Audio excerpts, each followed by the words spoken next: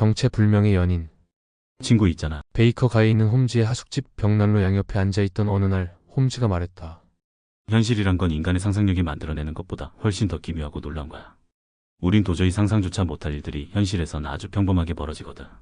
창문 밖으로 손을 잡고 날아올라 저 거대한 도시를 내려다보며 지붕들을 슬쩍 걷고 그 속에서 벌어지는 이상한 일들, 기묘한 우연, 엇갈린 계획, 수세대를 거쳐 이어지는 놀라운 사건의 사슬들을 들여다볼 수 있다면 작가들이 고안한 허구는 진부하고 시시하게 느껴질 거야. 하지만 나는 그렇게 확신할 수가 없어. 내가 고개를 저으며 말했다. 신문에 나오는 사건들을 보면 대부분 뻔하고 천박하잖아. 경찰 보고서 같은 것도 사실주의에 충실하긴 하지만 그 결과물은 매력도 없고 예술성도 없어. 현실을 그럴싸하게 보여주려면 약간의 선택과 절제가 필요하지. 홈즈가 대답했다. 경찰 보고서는 그런 게 빠져 있어서 판사의 평범한 말이나 절차에 더 집중하지 정작 관찰자가 봐야 할 핵심은 놓치곤 해. 기억해도 가장 부자연스러운 것이 평범함이라는 거야.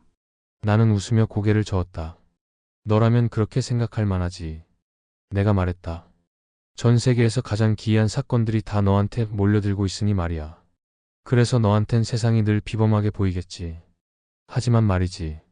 나는 바닥에 떨어진 신문을 주워들며 말했다. 한번 실전 테스트를 해보자.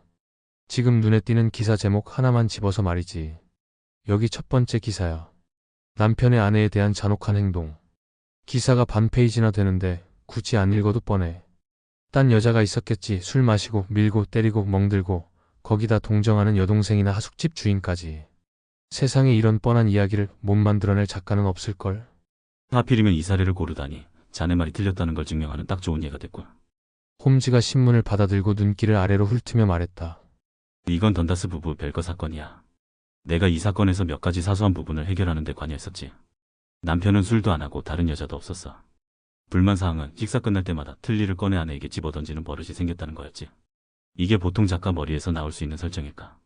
자, 왓슨. 코 좀 찌푸리면서 코담배 한번 들이켜고 내가 이겼다는 걸 인정하시게. 그는 오래된 금제 스너프통을 내게 내밀었다. 뚜껑에는 큼직한 자수정이 박혀 있었고 그 화려함은 홈즈의 소박한 성격과 대조를 이루었다. 아, 맞다. 자네를 못 본 지도 좀 됐구나. 홈즈가 말했다. 그건 보헤미아 왕이 선물한 거야. 아이린 애들러 관련 사건에서 도움을 준 대가로 말이지. 그리고 그 반지는? 나는 그가 손가락에 끼고 있는 눈부신 반지를 가리키며 물었다. 그건 네덜란드 왕실에서 받은 거야. 하지만 너무 섬세한 사건이라 자네한테도 자세히 말할 순 없어. 자네가 내 사건들을 몇 번이나 글로 써줬지만 말이야. 지금 진행 중인 사건도 있어? 10건에서 12건 정도. 근데 그중 흥미로운 건 없어. 중요한 사건이긴 한데 재미는 없지. 재미라는 건 오히려 사소한 사건에서 나오는 법이야.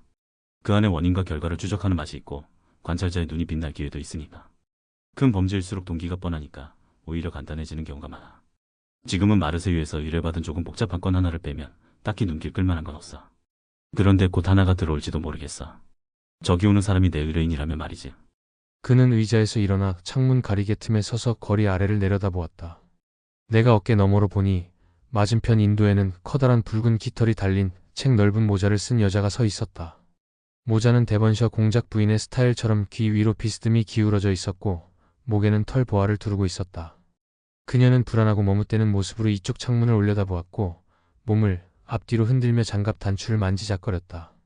그러다 마치 물가에서 뛰어드는 수영 선수처럼 결단을 내린 듯 길을 건너 배를 눌렀다. 그 증상은 예전에 본 적 있어. 홈즈는 담배를 벽난로에 던져 넣으며 말했다. 인도에서 망설이며 왔다 갔다 하는 건 늘 사랑 문제야. 상담은 받고 싶지만 이게 너무 민감한 얘기일 수도 있다고 생각하고 있는 거지. 하지만 말이지 여기서도 차이를 볼 수 있어. 정말 상처를 깊이 입은 여자는 저런 식으로 망설이지 않아. 그럴 땐 초인종선을 끊어먹을 정도로 단단히 결심한 행동을 하지.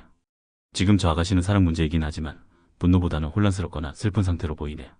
하지만 직접 오셨으니 이제 모든 의문이 풀리겠군. 그가 말을 마치자 노크 소리가 들렸고 단추 달린 제복을 입은 하인 소년이 들어와 메리 서덜랜드 양이십니다 하고 알렸다. 그녀 자신은 그 소년의 작은 검은 실루엣 뒤로 마치 풍성한 돛을 단 상선처럼 우뚝 서 있었다. 셜록 홈즈는 특유의 유연한 예의로 그녀를 맞이했고 문을 닫은 뒤 정중히 의자에 앉히고는 그 특유의 자세하면서도 멍한 듯한 시선으로 그녀를 찬찬히 살펴보았다. 근시가 있으신데 타자기를 오래 쓰는 건 좀 힘들지 않으신가요? 그가 물었다. 처음엔 좀 불편했죠. 그녀가 대답했다. 근데 이제는 자판 위치를 눈 안 보고도 알게 돼서요. 그러다가 갑자기 그 말의 의미를 완전히 깨달은 듯 그녀는 깜짝 놀라 고개를 들어 놀람과 두려움이 뒤섞인 표정으로 홈즈를 바라보았다. 저에 대해 들으셨군요, 홈즈 씨. 아니면 어떻게 그런 걸 아세요? 그건 중요하지 않아요. 홈즈는 웃으며 말했다. 그런 걸 아는 게 제 일이거든요. 어쩌면 저는 남들이 못 보는 걸 보도록 스스로 훈련했는지도 몰라요. 그렇지 않았다면 왜 절 찾아오셨겠어요? 애서리 지 부인한테 들었거든요. 경찰이 포기했을 때도 홈즈 씨가 그분 남편을 금방 찾아내셨다고요. 제발 저도 좀 도와주세요, 홈즈 씨. 제가 부자는 아니지만 제 명의로 연 100파운드 수입이 있고요. 타자기로 버는 돈도 조금 있어요. 그 전부를 들여서라도 호스머 에인절 씨가 어디 간 건지 꼭 알고 싶어요. 그런데 어쩌다 그렇게 갑자기 저를 찾아오게 된 거죠? 홈즈는 손끝을 맞댄 채 천장을 바라보며 물었다. 다시 한번 메리 서덜랜드 양의 약간은 멍한 얼굴에 놀란 기색이 떠올랐다. 네, 그냥 벌컥 나와버렸어요. 그녀가 말했다. 아버지. 아니, 제 말은. 윈디 뱅크 씨가 그걸 너무 태연하게 받아들이는 걸 보고는 도저히 참을 수가 없더라고요. 경찰에도 안 가겠다고 하고 홈즈 씨께 찾아가는 것도 싫다고 하고 계속 별일 아니라고만 하니까 저도 열이 확 받아서 옷 챙겨 입고 그냥 나와버렸어요. 아버지라 하셨지만 성이 다르니 의붓아버지겠군요. 홈즈가 말했다. 맞아요. 의붓아버지예요. 근데 뭐 그냥 아버지라고 불러요. 근데 그것도 이상한 게 저랑 나이 차이가 5년 2개월밖에 안 나요. 어머니는 살아계시고요. 예, 어머니는 멀쩡히 잘 계세요. 아버지가 돌아가시고 얼마 안 돼서 다시 결혼하셨는데 전 그게 썩 마음에 들진 않았어요. 게다가 새아버지가 어머니보다 거의 15살이나 젊었거든요. 친아버지는 토트넘 코트 로드에서 배관공 일을 하셨고 꽤 괜찮은 가게를 남기셨어요. 그걸 어머니가 하디 씨라는 공장장과 함께 계속 운영하셨죠. 그런데 윈디 뱅크 씨가 들어오고 나서는 자기가 와인 외판원이니 더 고급스럽다면서 사업을 정리하게 만들었어요. 결국 가게 권리금이랑 이익금으로 4,700파운드에 팔았는데 아버지가 살아계셨다면 더 받으셨을 거예요. 나는 이런 산만하고 논리 없는 이야기에서 홈즈가 짜증을 낼 줄 알았지만 그는 오히려 놀라울 정도로 집중해서 귀 기울이고 있었다. 그럼 아가씨 수입은 그 가게에서 나온 게 아니었군요. 아니요, 전혀 달라요. 오클랜드에 사시던 삼촌, 넬 삼촌이 남기신 돈이에요. 뉴질랜드 국채에 들어가 있어서 연 4.5% 이자를 받아요. 2,500파운드 정도 되는데 전 이자만 쓸 수 있어요. 정말 흥미롭군요. 홈즈가 말했다. 그렇게 연 100파운드 수입에 타자기로 버는 돈도 있으니 아마 이곳저곳 여행도 다니시고 하고 싶은 것도 하시겠군요. 제가 알기로는 미혼 여성이라면 연 60파운드만 있어도 꽤 괜찮게 살 수 있거든요. 전 그보다 훨씬 적게 써도 괜찮아요, 홈즈 씨. 근데 집에 살고 있는 이상 부모님께 부담이 되고 싶진 않아서요. 그래서 그 돈은 제가 집에 있는 동안 어머니가 쓰세요. 물론 임시일 뿐이고요. 윈디 뱅크 씨가 분기마다 제 이자를 받아서 어머니께 드리고 저는 타자기로 버는 돈으로 생활해요. 한 장에 2펜스 받고 하루에 15장에서 20장까지 치기도 해요. 아주 명확하게 설명해 주셨습니다. 홈즈가 말했다. 이쪽은 제 친구 왓슨 박사인데 저에게 하시듯 편하게 말씀하셔도 됩니다. 이제 호스머 에인절 씨와의 관계에 대해 처음부터 모두 이야기해 주세요. 서덜랜드 양의 얼굴이 붉게 물들었고 그녀는 재킷의 술 장식을 신경질적으로 만지작거렸다. 처음 만난 건 가스공 조합 무도회였어요. 아버지가 살아계실 때는 조합에서 늘 티켓을 보내주셨고 돌아가신 뒤에도 우릴 기억해 어머니께 보내주셨어요. 윈디 뱅크 씨는 우리가 가는 걸 싫어했어요. 항상 어디 가는 걸 싫어하셨거든요. 주일학교 야유회에 가겠다고 해도 화를 내실 정도였어요. 하지만 이번엔 저도 꼭 가고 싶었고 결국 갔어요. 그분이 막을 권리도 없다고 생각했거든요. 그분은 우리가 그 자리에 어울릴 사람이 아니라고 했어요. 그런데 그 무도회엔 아버지 친구들이 다 오는 자리였어요. 또 입고 나갈 옷도 없다 했지만 한 번도 꺼내 입지 않은 자주색 벨벳 드레스가 있었거든요. 결국 다른 방법이 없자 그는 출장이라며 프랑스로 떠났고 어머니와 저는 예전 공장장이었던 하디 씨와 함께 무도회에 갔어요. 그곳에서 호스머 에인절 씨를 만났고요. 프랑스에서 돌아온 뒤 윈디뱅크 씨는 무도회에 다녀온 걸 알고 화를 냈겠군요. 홈즈가 말했다. 아니요, 의외로 좋게 넘어갔어요. 웃으면서 여자는 자기가 하고 싶은 대로 한다며 어깨를 으쓱하셨죠. 그 무도회에서 호스머 에인절이라는 신사를 만났다는 말씀이군요.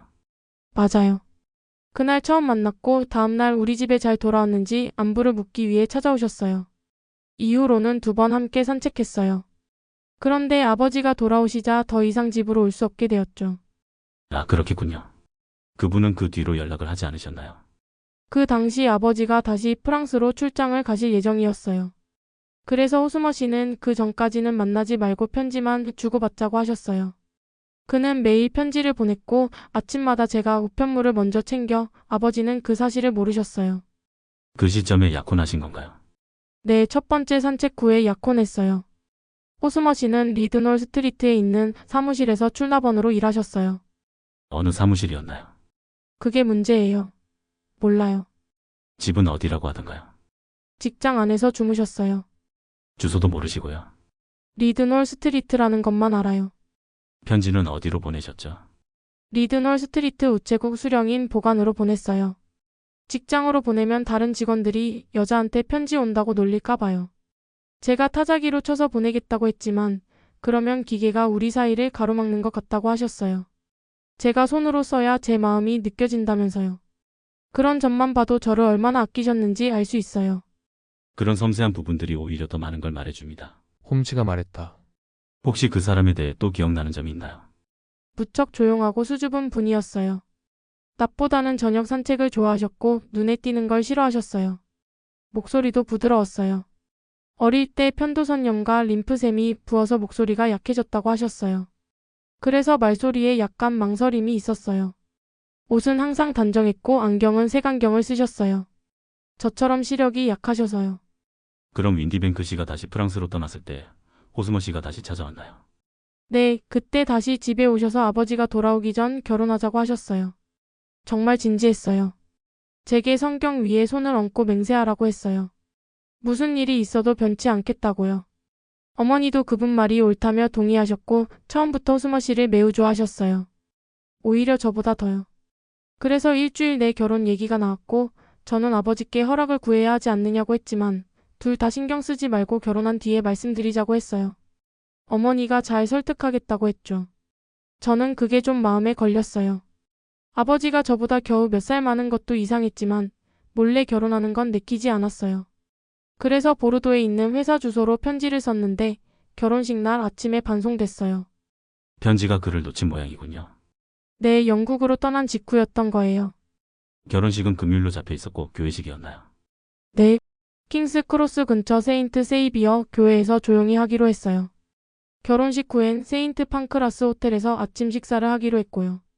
호스머 씨가 마차를 타고 우리를 데리러 왔는데 2명이니까 저랑 어머니는 마차에 태우고 본인은 다른 마차, 그 거리에서 유일한 사륜 마차에 타셨어요. 우리가 먼저 도착했고 곧이어 그 마차도 도착했어요. 그런데 아무리 기다려도 그가 내리지 않는 거예요. 마부가 내려서 보니 마차 안에 아무도 없었대요. 그가 타는 걸 분명히 봤다고 했는데도요. 그게 지난 금요일 일이에요, 홈즈 씨. 그 이후로는 아무런 소식도 단서도 없어요. 정말 부당한 일을 당하셨군요. 홈즈가 말했다. 아니요, 절 그렇게 내버릴 사람이 아니에요. 결혼식 당일 아침에도 무슨 일이 있어도 나를 잊지 말고 변치 말라고 몇 번이나 말씀하셨어요. 무슨 일이 일어날 걸 예감하셨던 것 같아요. 그렇다면 무슨 사고가 그를 덮쳤다고 생각하시나요? 네, 그렇게 말하지 않았다면 믿지 않았겠지만 그런 말을 하신 걸 보면 뭔가 위험을 느끼셨던 것 같아요.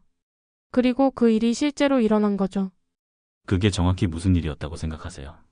전혀 모르겠어요. 어머님 반응은 어땠나요? 화가 많이 나셨어요. 다시는 이 얘기 꺼내지도 말라고 하셨어요.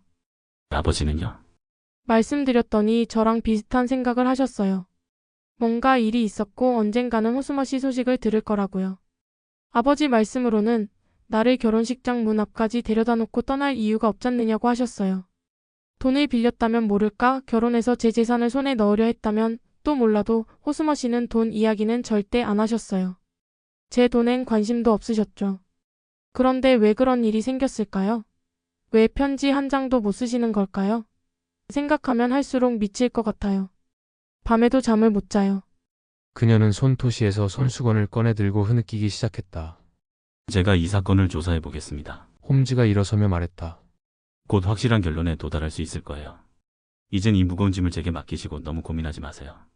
무엇보다 호스머 에인절 씨에 대한 기억은 그의 실종처럼 마음에서 지워버리도록 하세요.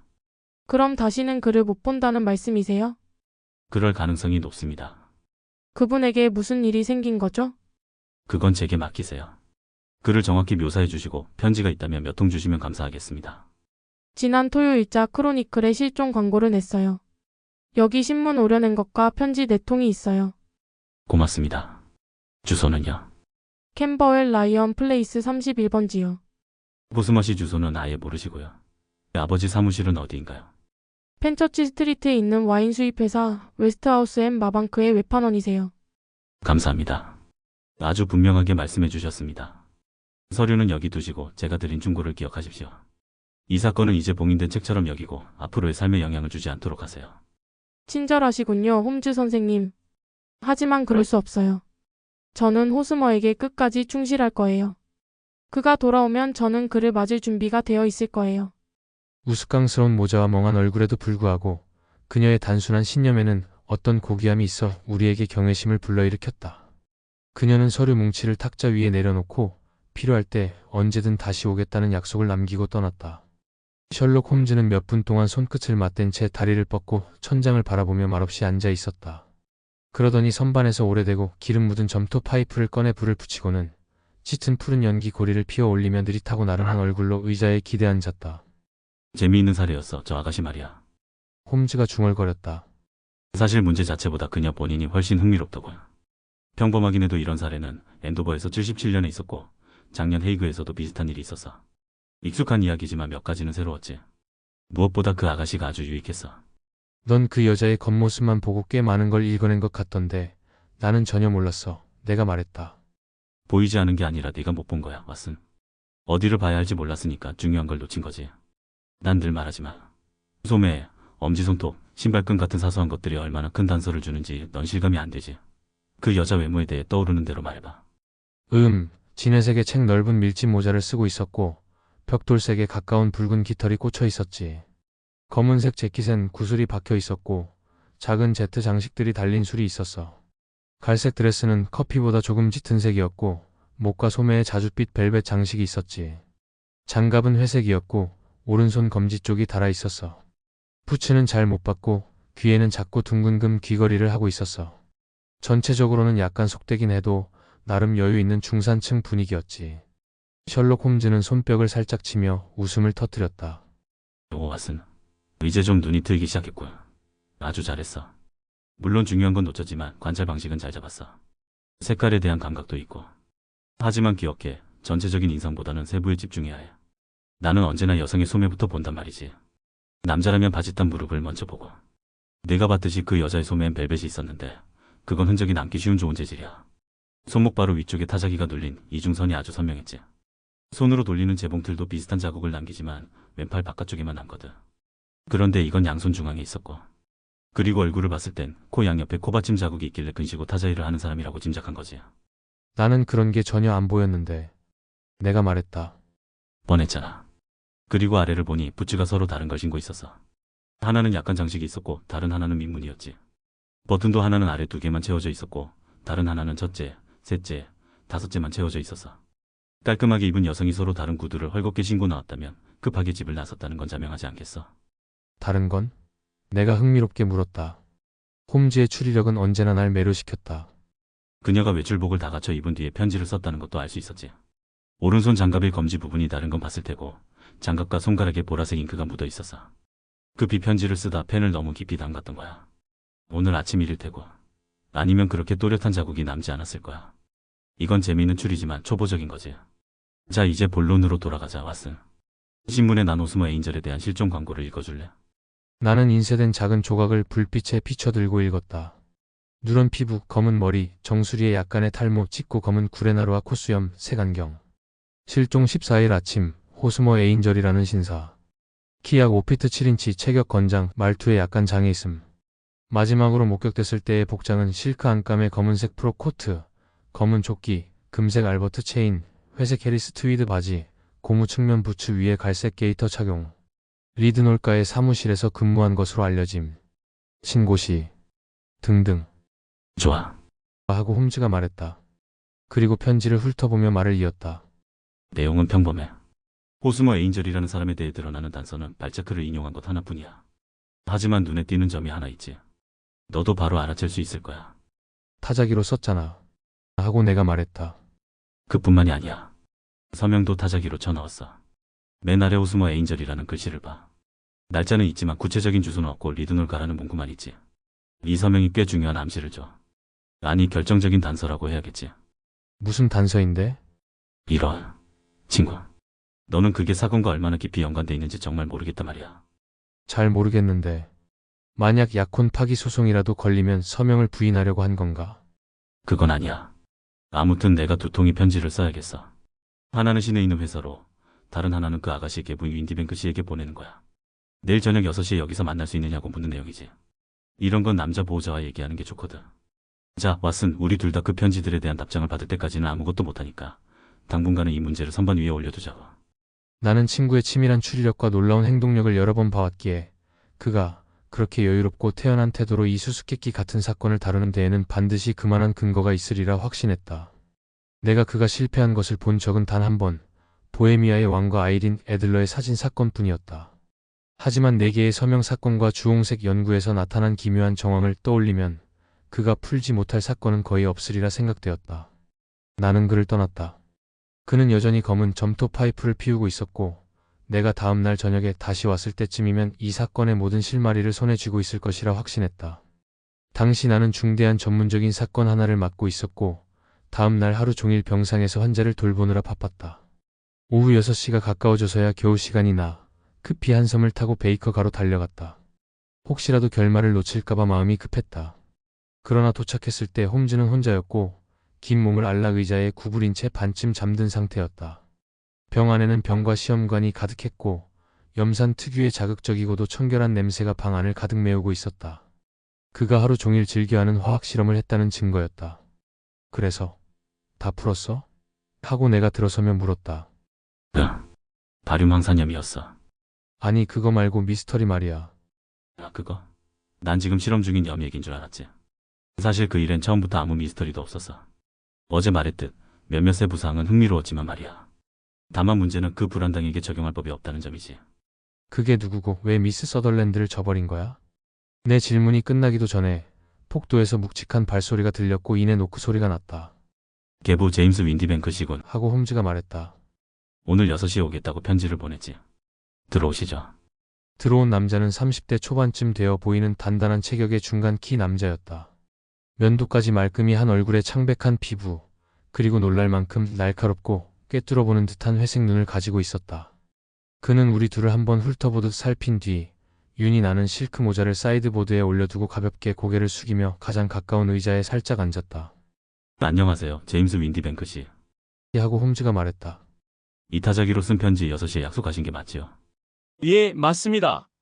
조금 늦은 것 같아 송구합니다만 제 뜻대로만 움직일 수 있는 처지가 아니라서요. 미스 서덜랜드가 이런 일로 폐를 끼친 점도 유감입니다. 이런 가정사까지 세상에 드러내는 건 결코 바람직하지 않다고 생각합니다. 그녀가 찾아간 건 전혀 제 의사가 아니었어요. 아시겠지만 그 아이는 감정이 격하고 충동적인 성격이라 한번 마음먹으면 말릴 수가 없습니다. 물론 선생님께 찾아간 건 큰 문제라 생각하진 않아요. 선생님은 경찰 관계자도 아니시니 말입니다. 그렇지만 이런 일이 알려지면 기분 좋은 일은 아니죠. 게다가 쓸데없는 지출일 뿐입니다. 호스머 에인절 같은 사람을 선생님이 어떻게 찾아낼 수 있겠습니까? 오히려 잘 찾아낼 수도 있지요. 하고 홈즈가 조용히 말했다. 나는 호스머 엔젤 씨를 찾아낼 수 있으리라는 충분한 근거를 가지고 있습니다. 윈디뱅크 씨는 깜짝 놀라며 장갑을 떨어뜨렸다. 그렇다면 정말 기쁘게 생각합니다. 그가 말했다. 재밌는 점은요. 하고 홈즈가 말을 이었다.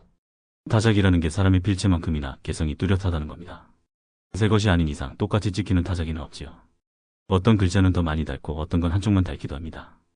자, 윈디뱅크 씨, 당신이 보낸 이 편지에서는 이 자가 전반적으로 번져 있고 아예 꼬리가 살짝 결여돼 있어요. 이 외에도 14가지 특징이 더 있지만 이 2가지가 가장 눈에 띄지요. 사무실에서 모든 서류 작업을 그 타자기로 합니다. 그래서 조금 달았을 수도 있겠네요. 하고 윈디뱅크 씨는 대꾸했다. 그의 눈은 반짝이며 홈즈를 날카롭게 응시하고 있었다. 그럼 정말 흥미로운 사례를 보여드릴게요. 윈디뱅크 씨. 홈즈가 말을 이었다. 조만간 범죄와 타자기의 관계에 대해 소논문을 하나 쓸 생각입니다. 꽤 오랜 시간 이 주제를 연구해왔거든요. 자, 여기 실종된 남자가 보낸 것으로 추정되는 편지가 4통 있습니다. 모두 타자기로 쓰였죠. 이 네 통 모두 이 가번지고 아래 꼬리가 없을 뿐 아니라 내가 언급한 14가지 특징도 다 들어있어요. 확대경으로 보시면 더 명확할 겁니다. 윈디뱅크는 벌떡 일어나 모자를 집었다. 이런 터무니없는 말장난에 시간을 낭비할 수는 없군요, 홈즈 씨. 범인을 잡을 수 있다면 잡으세요. 잡고 나면 저에게 알려주시죠. 물론이지요. 하고 홈즈는 문으로 가더니 자물쇠를 돌렸다. 그럼 알려드릴게요. 내가 이미 그를 잡았다는 사실을 말입니다. 뭐라고요? 어디에요? 윈디뱅크 씨는 얼굴이 하얗게 질리며 덫에 걸린 쥐처럼 사방을 둘러보았다. 야, 그건 통하지 않아요. 하고 홈즈는 부드럽게 말했다. 이건 도저히 빠져나갈 수 없는 일이에요. 윈디뱅크 씨. 너무나도 뻔하지요. 나더러 이 단순한 문제도 못 풀 거라 한 건 정말 심한 모욕이었습니다. 자, 앉으시고 우리 이야기를 좀 더 해봅시다. 방문자는 마치 완전히 짓눌린 사람처럼 창백한 얼굴에 이마에는 땀이 맺힌 채 의자에 주저앉았다. 이건 법적으로는 문제 없지 않습니까? 그가 더듬거리며 말했다. 안타깝게도 법적으로는 그렇지요. 하지만 솔직히 말해서 윈디뱅크 씨. 이건 내가 본 것 중에서도 가장 비열하고 이기적이고 잔인한 짓이에요. 자, 사건의 흐름을 정리해보죠. 틀린 부분이 있다면 정정해주세요. 남자는 고개를 숙인 채 의자에 웅크리고 앉아 있었다. 홈즈는 난로 선반에 발을 올리고 주머니에 손을 넣은 채 우리보다는 자기 자신에게 말하듯 중얼거리기 시작했다. 이 남자는 자기보다 훨씬 나이 많은 여자와 돈 때문에 결혼했어요. 그리고 딸이 집에 있는 동안 그녀의 돈도 함께 썼지요. 그 액수는 그들 계층에서는 꽤 큰 돈이었고 그 돈을 잃는 건 큰 손해였을 겁니다. 딸은 성격이 좋고 다정한 아이였고 외모도 괜찮고 수입도 있으니 곧 누군가와 결혼하게 될 것이 뻔했죠. 결혼하게 되면 연 100파운드를 잃게 되니 새아버지가 택한 방법은 뻔했어요. 딸을 집에 가둬두고 또래들과 어울리지 못하게 한 거죠. 하지만 그 방법도 오래가진 못했습니다. 딸은 점점 반항하고 자기 권리를 주장하며 결국 무도회에 가겠다고 선언했어요. 자, 그때 이 영리한 새아버지가 뭘 했을까요? 그는 아내와 공모해서 위장을 하기로 했습니다. 예리한 눈은 색안경으로 가리고 얼굴은 꽃수염과 풍성한 구레나루로 감췄지요. 또렷한 목소리는 속삭이듯 낮춰버리고 딸의 근시 덕분에 이중으로 안전했어요. 그렇게 그는 호스머 엔젤이란 이름으로 등장해 다른 남자들을 물리치고 자신이 직접 구애한 겁니다. 처음엔 단순한 장난이었어요. 하고 방문자가 신음하듯 말했다. 그렇게까지 빠질 줄은 몰랐죠. 아마 그랬겠지요. 하지만 그 아가씨는 완전히 빠져버렸고 새아버지가 프랑스에 있다고 철석같이 믿고 있었기에 배신이라는 생각은 단 한순간도 들지 않았을 겁니다. 그녀는 그 남자의 애정 표현에 감동했고 어머니까지도 그를 칭찬하며 뒷받침했지요. 그렇게 해서 호스머 엔젤은 다시 찾아왔고 사건은 점점 심각해졌습니다. 결국 둘은 약혼까지 하게 되었지요. 이 약혼은 다른 남자에게 마음을 주지 않도록 하기 위한 결정적인 장치였어요. 하지만 거짓은 오래 갈 수 없죠. 프랑스로 출장을 간다는 핑계는 너무 번거롭고 마침내 이 일을 끝내야 할 시점이 온 겁니다. 그가 택한 방식은 극적인 방식으로 사라져 아가씨의 기억 속에 오래도록 남게 만드는 것이었어요. 그래서 성경에 손을 얹고 맹세하게 했던 것이고 결혼식 당일 아침 무언가 일어날 수 있다는 암시도 남겼던 겁니다. 제임스 윈디뱅크는 메리 서덜랜드 양이 호스머 엔젤에게 속박되어 그의 운명에 대해 불확실한 상태로 수년간 아무 남자도 받아들이지 않게 만들고자 한 거죠. 그녀를 교회 문까지 데려다 놓고 더 이상 갈 수 없게 되자 네 바퀴 마차의 한쪽 문으로 타고 다른 쪽 문으로 슬쩍 빠져나가는 예전 수법을 쓴 겁니다. 이게 사건의 전말 아닙니까? 윈디뱅크 씨? 방문자는 홈즈가 말하는 동안 다시 약간의 자신감을 되찾은 듯 했다. 그는 차갑게 웃으며 자리에서 일어났다. 그 말이 맞을 수도 있고 아닐 수도 있지요, 홈즈 씨. 하지만 당신이 그렇게 똑똑하시다면 지금 법을 어기고 있는 쪽이 당신이라는 사실도 알고 계셔야겠지요. 저는 처음부터 법적으로 잘못한 일이 없습니다. 오히려 지금 문을 잠그고 있는 당신이 불법 감금과 폭행에 해당하는 행동을 하고 있는 셈이지요. 말한 대로 법은 자네를 건드릴 수 없겠지. 홈즈는 조용히 말하며 문을 열고 열쇠를 돌렸다. 하지만 자네처럼 응당벌을 받아야 마땅한 인간도 드물어. 그 아가씨에게 형이나 친구가 있었다면 자네 등을 채찍으로 한 대 갈겨줘야 했을 거야. 정말이지. 홈즈는 그 남자의 얼굴에 떠오른 비웃음을 보자 얼굴이 붉게 상기되었다. 내가 의뢰인에게 해야 할 일은 아니지만 저기 사냥용 채찍이 하나 보이는데 오늘은 내가 스스로에게 작은 선물을 줘야겠는걸. 홈즈가 채찍을 향해 두 걸음 재빨리 움직였으나 손에 잡기 전에 계단에서 쿵쾅거리는 발소리가 나더니 현관문이 요란하게 닫히고 창문 너머로 제임스 윈디뱅크가 거리를 전속력으로 내달리는 모습이 보였다. 저런 얼음 같은 인간도 다 있군. 홈즈는 웃으며 다시 의자에 털썩 앉았다. 저자는 지금은 이렇게 빠져나갔지만 앞으로 범죄를 거듭하다가 결국에는 현장에서 끝나게 될 거야. 이번 사건은 몇 가지 점에서 꽤 흥미로운 부분도 있었지. 아직도 자네 추리의 전 과정을 다 이해하긴 어려운 걸 내가 말했다. 뭐 처음부터 분명했던 건 이오스마 엔젤이라는 자가 그 이상한 행동을 할 만한 강한 동기를 갖고 있었던 점이지. 그리고 우리가 보기엔 그 일로 실질적인 이득을 본 사람은 오직 그녀의 계부뿐이었고, 그 두 남자가 한 번도 함께 등장하지 않고 한 명이 자리를 비우면 다른 한 명이 나타난다는 사실도 의심스러웠어. 게다가 색안경과 이상한 목소리도 모두 변장을 암시했지. 덥수룩한 구레나루도 마찬가지고. 결정적으로 내 의심을 확신으로 바꾼 건 서명조차 타자기로 쳤다는 사실이었어. 그의 필적이 그녀에게 너무 익숙했기 때문에 아주 작은 흔적만 남겨도 그녀가 알아챌 수 있었던 거지. 자네도 보다시피 이런 각각의 단서들이 모두 같은 방향을 가리키고 있었던 거야. 그래도 그걸 어떻게 확증했지? 한번 대상을 특정하고 나면 확인 작업은 어렵지 않아. 난 그자가 일하는 회사를 알고 있었지. 인쇄된 인상착의를 바탕으로 변장으로 위장될 수 있는 요소들, 구레나룻, 안경, 목소리를 제거하고 남은 내용을 정리해서 그 회사에 보냈지. 그 인상착의와 일치하는 직원이 있는지 물으면서 말이야. 동시에 그자에게 사무실 주소로 편지를 보냈어. 물론 그 답장도 타자기로 쓴 것이었고 거기서도 똑같은 사소하지만 특징적인 타자기의 결함이 드러났지. 같은 우편으로 펜저시 스트리트의 웨스트하우스 앤드 마방크사에서 온 회신을 받았는데 그 내용은 그들의 직원 제임스 윈디뱅크와 인상착의가 완벽하게 일치한다는 것이었어. 그게 전부야. 그럼 메리 서덜랜드 양은? 그녀에게 진실을 말한다 해도 믿지 않을 거야. 자네도 예전에 들었겠지만 이런 페르시아 속담이 있어. 호랑이 새끼를 빼앗는 것도 위험하지만 여자의 환상을 빼앗는 것도 위험하다. 세상을 아는 데 있어선 하피즈나 호라티우스나 매한가지야. 둘 다 제대로 인생에 통달했지. 재미있으셨다면 구독과 좋아요 부탁드려요.